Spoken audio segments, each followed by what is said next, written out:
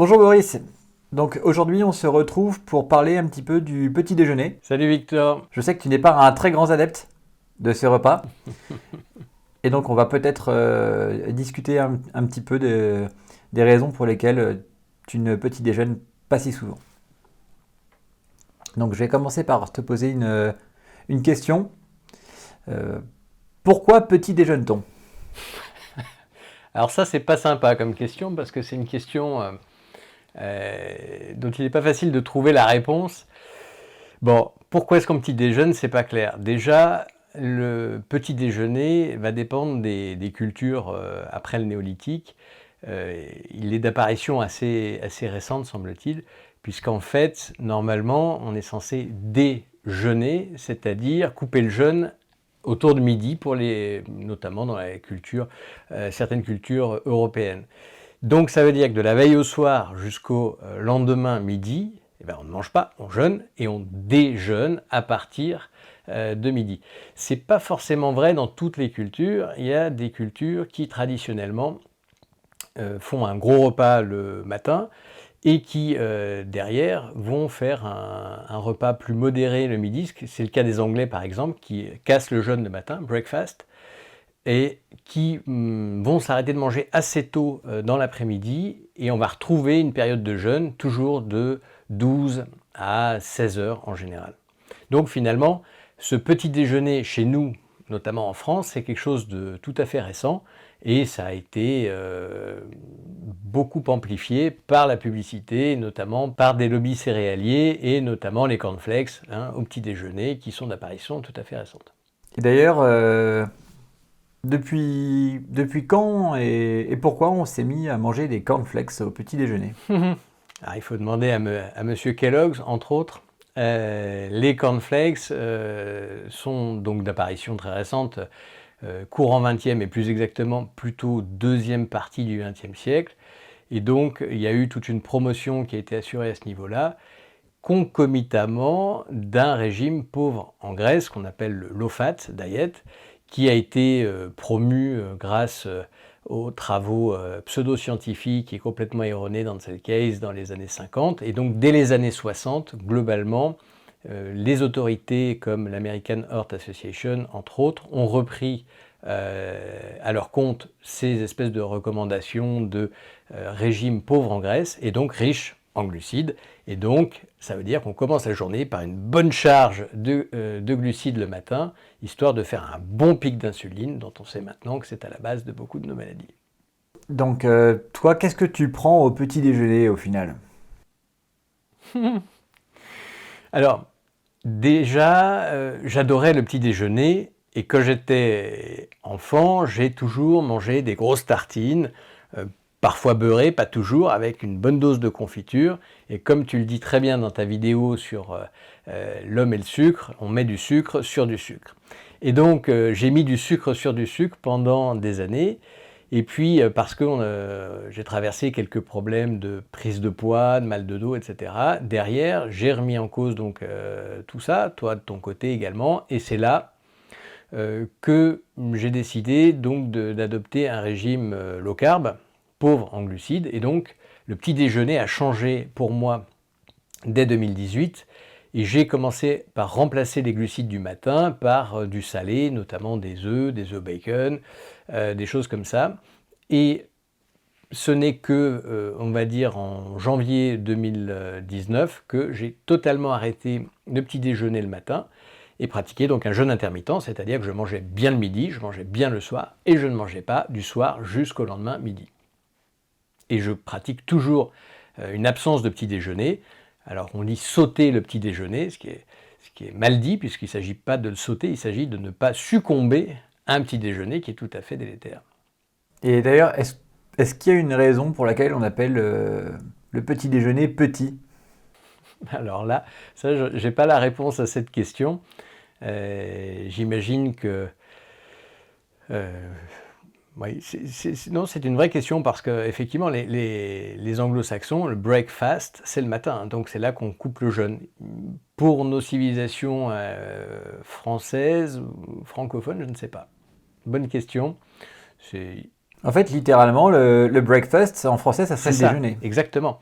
Et donc c'est pour ça qu'au niveau culturel, les anglo-saxons font un gros repas le matin et font un repas euh, plus modéré midi après-midi et s'arrête en fait assez tôt dans l'après-midi. Il n'y a pas de dîner, contrairement à nous en général. Et on retrouve ça aussi en Allemagne. Le Frühstück du matin est extrêmement généreux.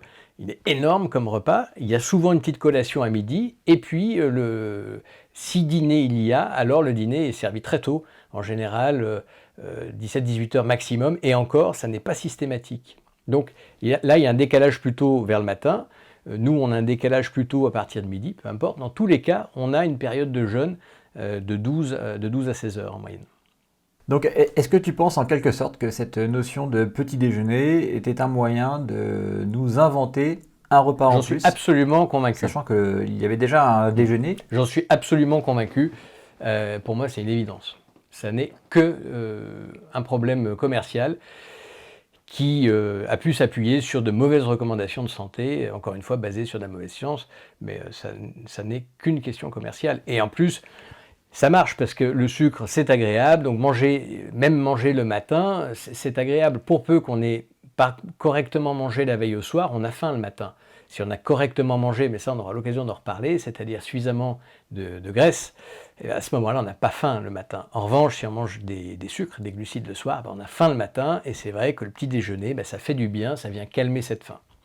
Est-ce que tu penses que, à titre commercial, on ne devrait pas créer le tout petit déjeuner? C'est une excellente idée, de la même façon qu'on a créé le goûter de 10 heures pour les enfants, le goûter de 16 heures ou 15 heures. On pourrait donc finalement, on est parfois à 6 repas par jour, mais on pourrait peut-être passer à 8, ce serait pas mal. Comme ça, on pourrait se réveiller un peu plus tôt pour prendre le tout petit déjeuner avant le petit déjeuner. Exact. Exact. Mais d'ailleurs, finalement, quelque part, on le retrouve dans certaines publicités. On a connu, quand on était un peu plus jeune, une publicité de céréales où les gens se levaient le matin pour aller manger leur cornflakes et aller se recoucher après. On en est finalement, c'est un peu ce qu'on nous suggère quelque part. Est-ce que tu penses que c'est important d'avoir son bol de cornflakes le matin pour passer une bonne journée? Alors, non, surtout pas. Et c'est d'ailleurs très embêtant pour plusieurs raisons. Donc, la première, c'est qu'on n'a pas le jeûne habituel qu'on a normalement, donc de 12 à 16 heures. Là, du coup, on l'a plus. Donc ça, c'est le premier point. Et on pourra en rediscuter lors d'un prochain podcast, mais effectivement, l'absence de jeûne, et tu as beaucoup travaillé là-dessus, Victor, l'absence de jeûne est vraiment embêtant en lien avec les sirtuines, etc. Deuxièmement, le fait de commencer par un petit déjeuner, et donc notamment des cornflakes, va créer un pic d'insuline. Alors même si c'est des sucres lents, c'est des sucres quand même, comme tu le dis très bien dans tes vidéos, et tu le démontres. Ces sucres quand même vont entraîner un pic d'insuline, à un moment ou à un autre. Alors certes, si c'est des céréales très complètes, l'absorption est un peu étalée dans le temps, et donc le pic d'insuline est peut-être un peu plus étalé dans le temps. Mais la quantité totale d'insuline va correspondre à la quantité de sucre qu'il va falloir enlever du sang. Et donc, de toute façon, si on mange une grosse quantité de céréales, de glucides, on a une grosse quantité d'insuline qui est sécrétée. Et cette quantité d'insuline va derrière entraîner les problèmes métaboliques qu'on connaît, c'est-à-dire empêcher d'utiliser des graisses. L'insuline a une toxicité directe à ces doses-là, parce qu'en fait, on n'est pas du tout prévu pour sécréter des doses aussi importantes d'insuline, et c'est la base d'un certain nombre de nos maladies chroniques. Et puis, pour terminer, en fin de sécrétion d'insuline, il y a souvent une petite hypoglycémie fonctionnelle qui va réveiller un appétit, et comme de par hasard, environ 3 heures après, ou 2-3 heures après, on a un petit creux, et puis on se mangerait bien un petit pain au chocolat, ou autre chose au milieu de la matinée. Et voilà, et c'est comme ça qu'on peut faire plein de repas par jour, en mangeant plein de glucides à chaque fois, et en créant des pics d'insuline. Donc un des problèmes du petit déjeuner le matin, c'est le pic d'insuline. Alors qu'est-ce que tu répondrais aux gens qui te disent oui, mais il faut bien des féculents le matin pour passer une bonne journée? Eh bien non, c'est complètement faux. Alors après, on peut comprendre parce que ça vient d'une peur aussi, c'est-à-dire je vais affronter une journée. Les gens ne sont pas toujours très heureux dans leur vie, dans leur travail.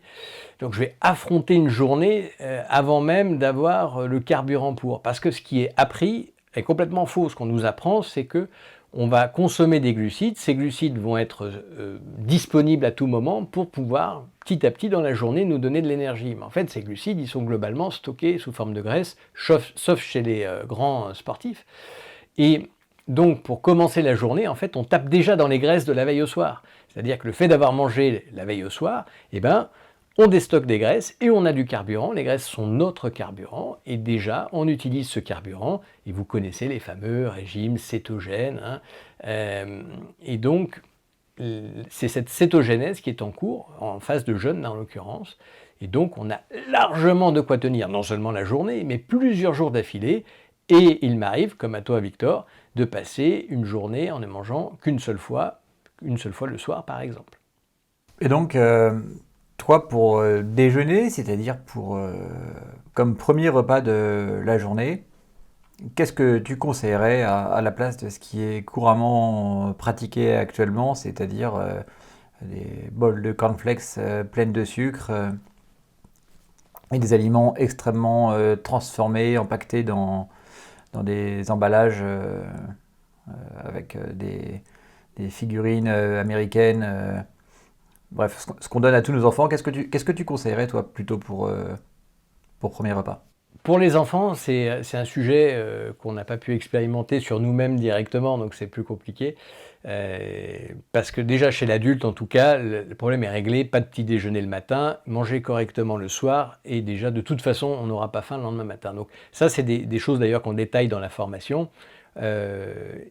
Bon, chez l'enfant, c'est peut-être un peu plus compliqué et effectivement, en tous les cas, ce qui semble intéressant, c'est de privilégier le salé et des produits peu transformés. Effectivement, on a oublié de parler, et j'ai oublié de parler du caractère transformé et même très transformé des céréales.